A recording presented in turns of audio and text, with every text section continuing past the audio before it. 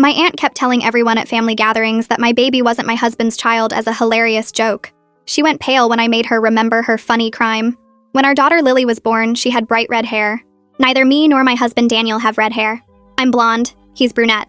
But my grandmother had red hair, and Daniel's grandfather did too. The pediatrician said it's completely normal. Happens all the time with recessive genes. Everyone understood this except my Aunt Beverly. At Lily's first family gathering when she was 3 weeks old, Beverly took one look at her and said, "Well, we know what happened here," while winking at everyone. I asked what she meant. She laughed and said red hair doesn't come from nowhere. Maybe I had some explaining to do.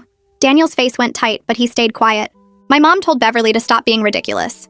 Beverly said she was just joking. Couldn't anyone take a joke anymore? But she didn't stop.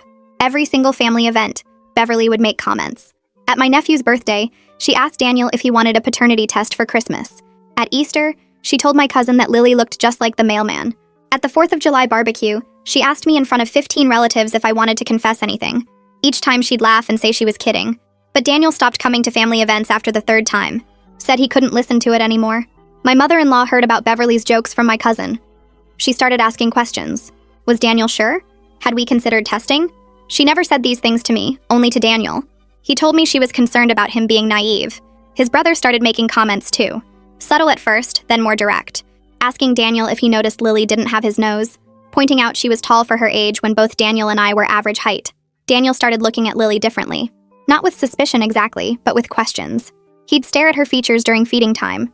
Compare her baby pictures to his. One night I caught him looking up DNA testing websites on his phone. He said he was just curious about ancestry stuff. Beverly thought she was being hilarious. At Thanksgiving, she brought a 23andMe kit as a gift. Wrapped it in baby paper with a card that said, "For when you're ready for the truth." She announced to the whole table what it was. Said every family needed honesty. Daniel walked out, left me there with our baby and 20 relatives staring at us.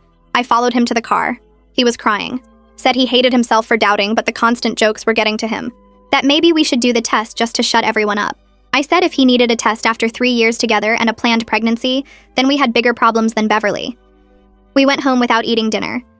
Beverly texted me that night saying Daniel was too sensitive and couldn't handle a little teasing. That if I had nothing to hide, I wouldn't be so defensive.